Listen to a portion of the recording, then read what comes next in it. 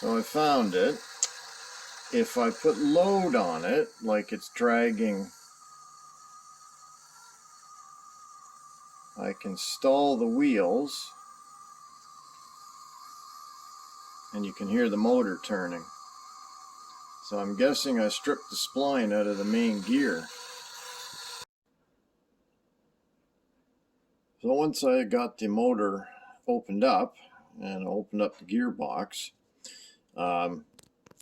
what I found is that the gear, and of course this is a Northwest Shortline gear, was actually relatively still stiff on the axle. And I found that if I held the gear and put a pair of pliers on the flat end here and held it really solidly, I could twist it.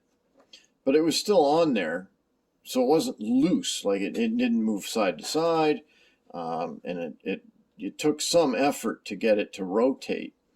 And I'm starting to think that this is related to when the cowcatcher crashed into a guardrail on the track and stopped totally dead. Anyway, I kind of wondered, well, I have another one of these gears, and I thought, well, I'll put it on, but it's for my other locomotive that I want to make sure I put a good gear into.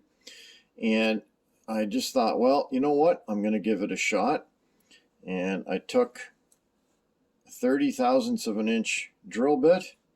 You can see the hole right in there between the teeth of the gear, and went right through the axle, and not all the way out the other side, but most of the way out the other side.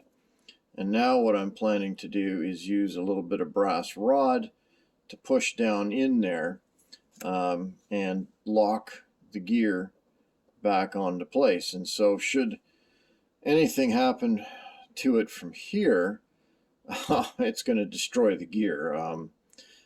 So hopefully that will fix the problem, and I can have this back up and running quite shortly.